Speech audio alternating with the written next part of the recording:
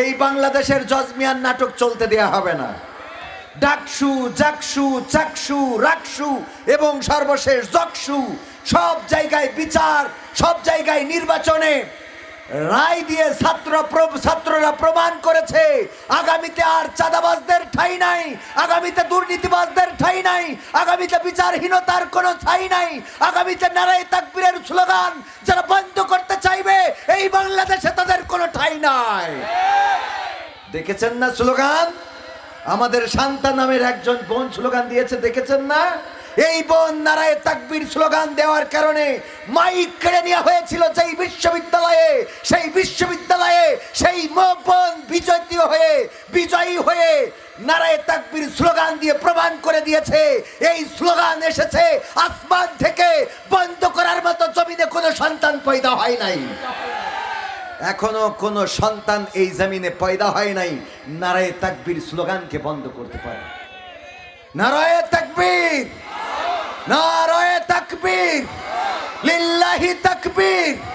আল কোরআনের আলো, আল হাদিসের আলো, আমার নেতা তোমার নেতা, জিন্দাবাদ জিন্দাবাদ, বাংলাদেশ জিন্দাবাদ, জিন্দাবাদ জিন্দাবাদ। বাংলাদেশ জিন্দাবাদ না মুর্দাবাদ? সবাই জোরে বলেন জিন্দাবাদ জিন্দাবাদ, জিন্দাবাদ জিন্দাবাদ। ঢাকা না দিল্লি, ঢাকা না দিল্লি, ঢাকা না দিল্লি, নারায়ে তাকবীর। স্লোগান তুলতে হবে গোটা বাংলাদেশে। আধিপত্যের বিরুদ্ধে রুখে দাঁড়াতে হবে। আমরা কোনো আধিপত্যবাদকে আর বাংলাদেশে প্রশ্রয় দেব না। আমাদের ওসমান হাদি রক্ত দিয়ে প্রমাণ করেছে এই দেশে ইনসাফ কায়েম হতে হবে, এই দেশে দুর্নীতি চলবে না, এই দেশে সুশাসন প্রতিষ্ঠা করতে হবে, এই দেশে আল্লাহর জমিনে আল্লাহর দ্বীন কায়েমের জন্য আন্দোলন সংগ্রাম করতে হবে। আমাদেরকে শহীদ করে পৃথিবী থেকে দমন করা যাবে না, কারণ আমরা মায়ের উদর থেকে জন্ম নিয়েছি শহীদ হওয়ার জন্য। আমরা মায়ের উদর থেকে জমিনে এসেছি, ওই দিন থেকে মৃত্যুর প্রস্তুতি নিয়ে আছি। আমরা মরার জন্য প্রস্তুত। আমাদেরকে গুলি করবা, আমাদেরকে জেলে ভরবা, আমাদের গুলি করতে পারো, জেলে ভরতে পারো। আমরা তো মৃত্যু দিয়ে জান্নাতটা অর্জন করিনি। আমরা মৃত্যু দিয়ে কি অর্জন করি?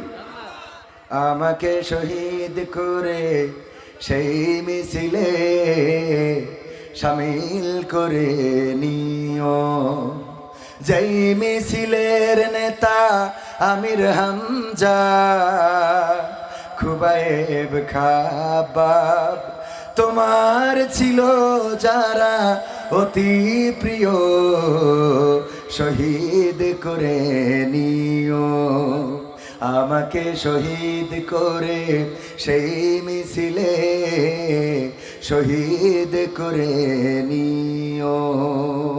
বলেন আমিন। শাহাদাত শাহাদাত শাহাদাত চায়, শহীদ হয়ে বাঁচতে চায়।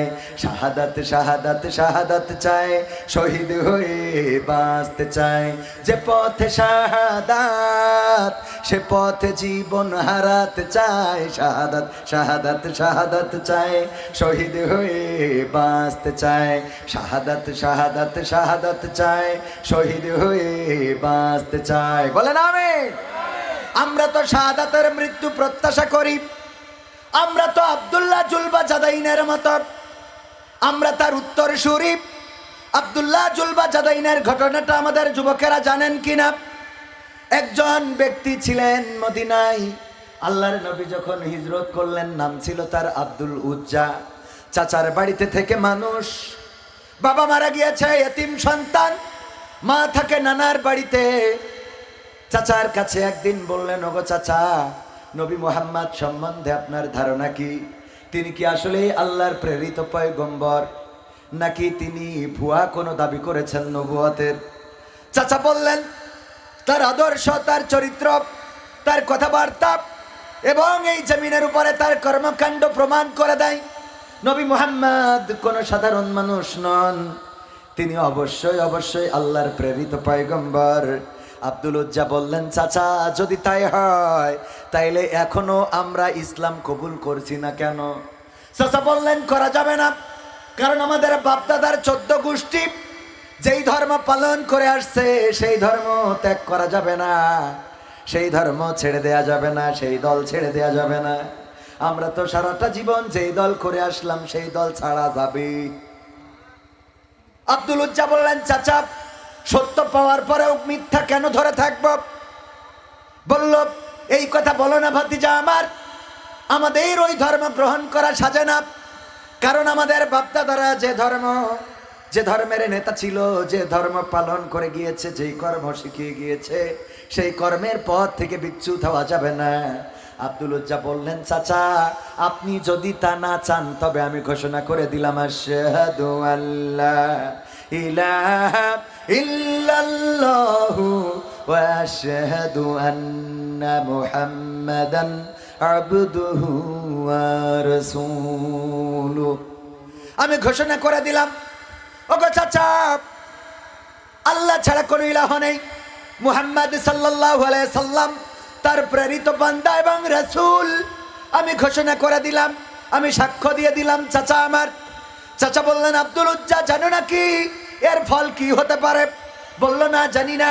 বলল, তোমার বাবা নাই, তুমি আমার বাড়িতে থেকে মানুষ, আমি তোমার চাচা, আমি তোমার অভিভাবক, তোমার সমস্ত সম্পত্তি আমি কেড়ে নেব।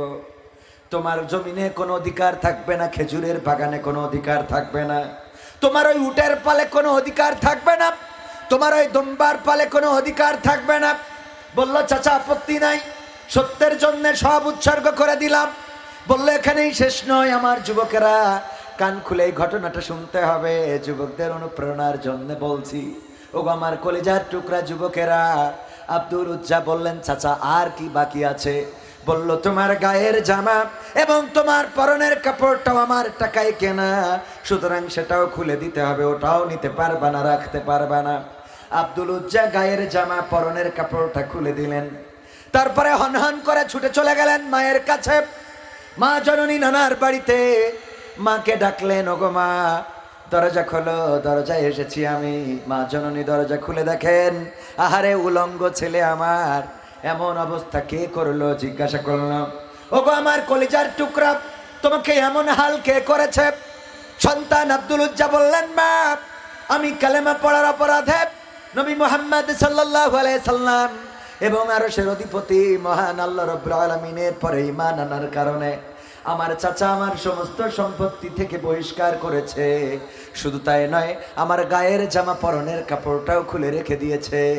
মা বললেন, বলো আমি তোমাকে কি দিয়ে সহযোগিতা করতে পারি? আব্দুল উজ্জা বললেন, ওগো মা যদি একটু পরার জন্য কোনো কাপড় দিতে, যেই কাপড়টা পরে আল্লাহর নবীর কদমের কাছে আমি পৌঁছাতে পারি।